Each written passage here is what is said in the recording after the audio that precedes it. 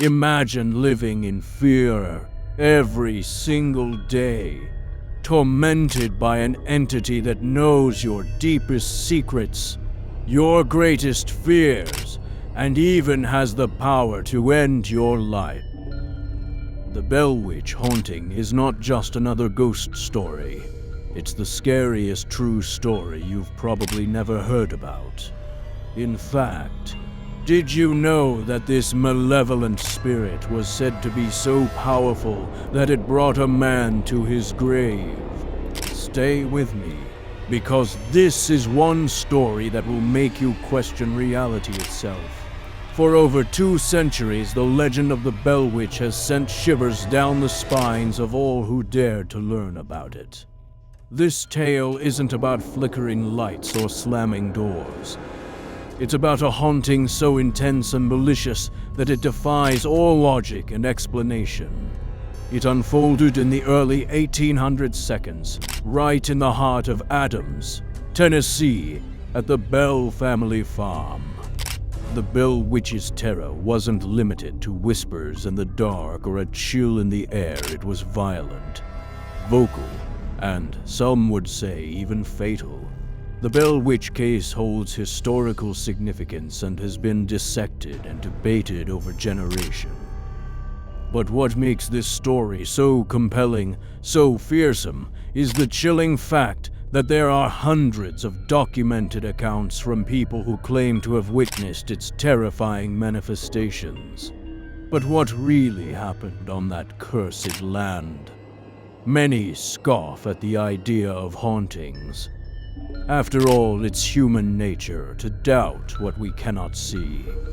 But when it comes to the Bell Witch, the sheer volume of testimonies and physical evidence makes it hard to dismiss. And yet, this haunting stands apart, shrouded in both folklore and undeniable reality. The Bell family's ordeal is not only spine-chilling, but also horrifying in its intensity and relentlessness. How can one explain a spirit that seems to defy all boundaries, speaking and attacking at will? And even more unnerving, how did it possess the power to break a man both mentally and physically? The Bell family first noticed strange occurrences in 1817. John Bell, the family patriarch, was the first to sense something sinister. While tending to his crops, he encountered a bizarre creature, a hybrid beast with the body of a dog and the head of a rabbit, staring at him with cold, unnatural eyes. When John tried to shoot it, the creature vanished, but that was only the beginning. Soon, the entire Bell household was engulfed in a nightmare. It started small. Faint knocks at the door and scratching sounds on the walls. Then came the faint whispers, barely perceptible, as if carried by a breeze no one could feel. But as the weeks passed, the haunting escalated. Family members were slapped, pinched, and beaten by invisible hands. The children especially bore the brunt of the violence. Betsy Bell, John's daughter, suffered the worst. She was yanked from her bed at night, her hair pulled mercilessly, her body bruised and exhausted from the relentless torment. The entity wasn't shy. It seemed to revel in chaos and attention. It spoke openly in a raspy, malevolent voice, taunting the Bell family and the visitors who came to investigate. It declared itself as the Witch of Kate Batts, a local woman suspected of witchcraft who had a vendetta against John Bell. The witch mocked them, predicted the future, and shared dark secrets no one else could have known. The most terrifying incident came one cold autumn evening in 1820. John Bell had been bedridden for weeks, his health deteriorating in a way that baffled doctors. The witch's hatred for John grew stronger by the day, and she vowed to see him dead. On that fateful evening, the family discovered a strange black liquid by John's bedside. The witch's voice cackled, claiming she had finally poisoned him. Desperate, the family called for a physician, but it was too late. John Bell's body lay cold and still, a man claimed by a force no one could explain, and the witch was not done.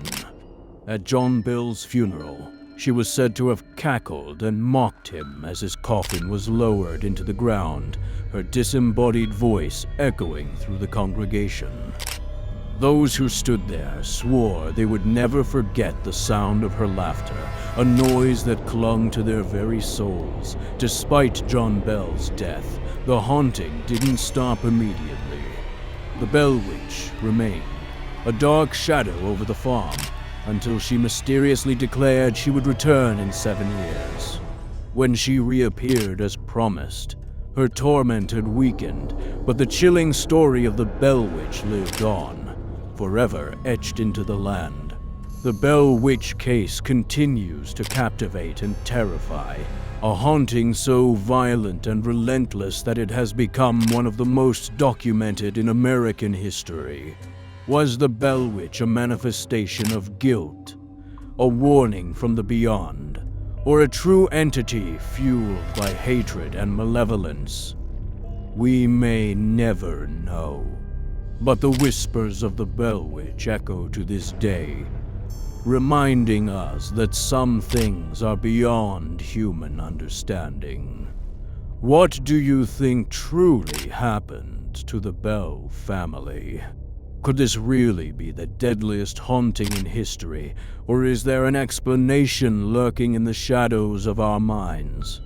Share your thoughts in the comments below. And if you love spine-chilling stories, don't forget to check out my next video, where we explore even more terrifying hauntings from history.